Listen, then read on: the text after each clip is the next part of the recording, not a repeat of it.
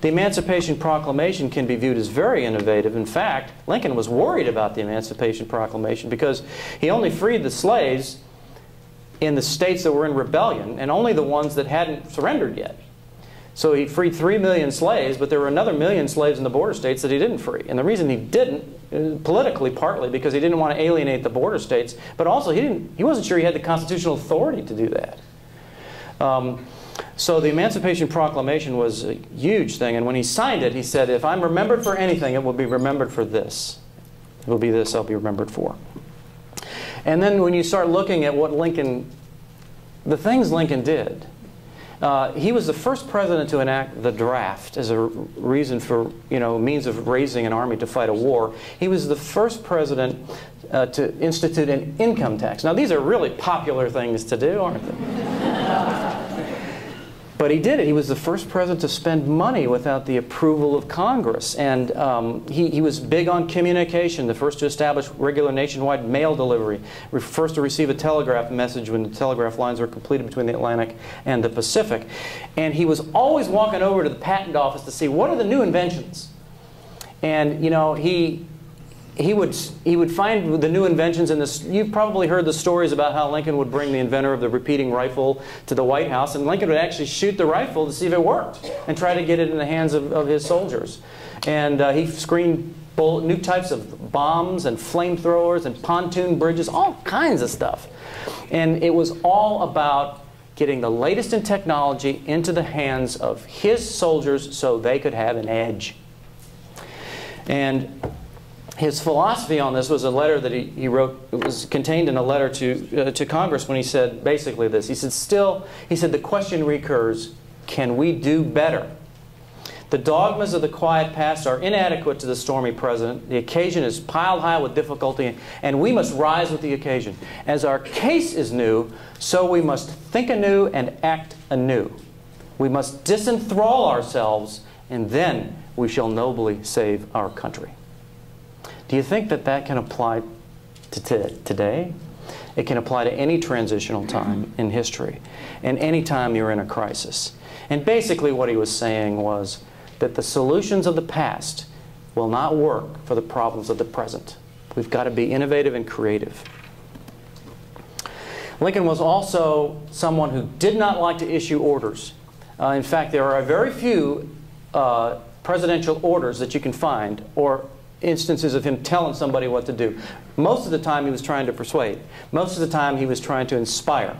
And his sentiment, basically, he said, with public sentiment, nothing can fail. Without it, nothing can succeed. So he who molds public sentiment goes deeper than he who enacts statutes or pronounces decisions. And how did he inspire and persuade people? He went out to see them. And he would visit the troops, and when he had an opportunity, he would stand on a split rail fence, and he would talk to the soldiers about what they were fighting for. And he would say things like, this is a people's contest. It's basically, you're fighting for that form and substance of government whose leading object is to elevate the condition of men, to clear the paths of laudable pursuit for all, to afford all an unfettered start and a fair chance in the race of life. Very moving, and reminding people why the nation was founded in the first place. And this bond he built with the soldiers was so important. He understood the importance of human nature and why people needed to hear that. And all of the great leaders that I've studied thought deeply about human nature.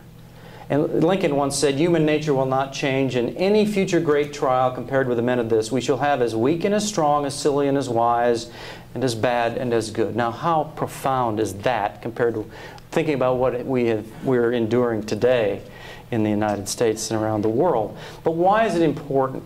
Why is it important to understand human nature? Well, Admiral Grace Hopper, who was the first female Navy admiral, in the 50s, she used to rail against the, quote, business management things that people were talking about. And she said, it's not business management.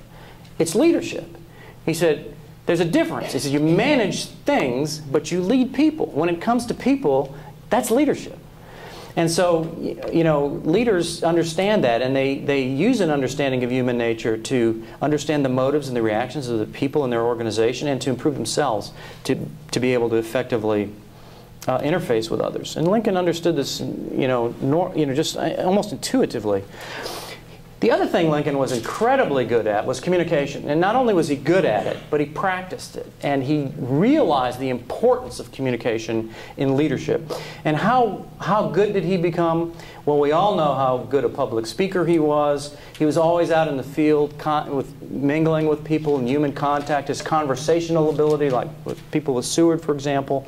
And think about the written documents that he has written that really were speeches but have become today recognized as great American literature. He was a great writer. He really was. And he was also an incredible storyteller. And I wanted to take this opportunity to tell a couple of stories. He didn't tell stories as jokes. He did when he was younger, but not when he was president. And here's a couple.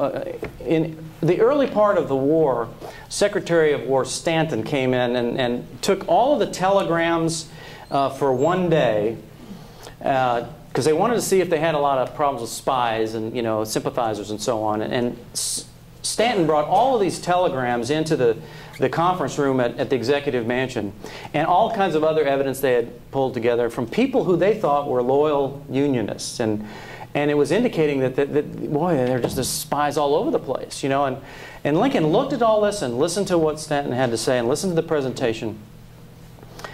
And he was quiet for a moment, and then he said, this reminds me of this old farmer who lived out in Illinois, and he had a great big tall oak tree that stood over his farmhouse, and it was huge, it was beautiful, and it provided shade, and it was the grand old sentinel of his farm, and he loved it. Well, one day he saw a squirrel run up the tree and disappear into a hole and not come out. And he went out to inspect it, and he found that this tree was hollow from top to bottom. There was only a small rim of wood around the edge of this tree. And then he really had a problem. He said, oh my God, he said, if I have to cut this down, but if I cut it down, it's so big, it'll destroy my house.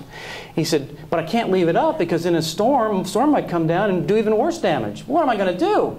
And he looked at Stanton and he said, I wish I'd never seen that squirrel, is what the farmer said. And he walked out of the room, and Stanton saying, what? Well, you know what Lincoln did? He suspended the writ of habeas corpus, and he took action on it. He decided he had to take some action, so that they could arrest some of these people. And and then he went back and he asked Congress to approve it because he knew it was unconstitutional. He knew he was breaking the law. And he asked Congress to approve it, and they approved it kind of retroactively. Now, for those of you that might have seen Dick Cheney on Face the Nation in his last week in office, Bob Schieffer asked Dick Cheney about the wiretapping that was going on. And how come that they did all these wiretaps and they didn't go through Congress? Because they could have asked Congress and they would have given it to you. He said, well, we felt that there was a need. And then he cited Lincoln suspending the writ of habeas corpus. And Schieffer said, well, was it illegal for Lincoln to do it? And Cheney said, well, he wasn't impeached. So I just found that to be just a very interesting thing. But, you can take that for what it is. But here's another story. Lincoln had an idea to create the first paper money. And he wanted to print paper money as a way of drawing interest to fund the war effort. And he had to go through Secretary of the Treasury, Solomon Portland Chase, who really spent 4 years trying to get the Republican nomination of 1864. They really had a very poor relationship. And so he brings Chase into his office and he sits down with him, he tells him his idea, and Chase says, no, that's unconstitutional. We can't do that. I won't even hear of it. I would never print paper money.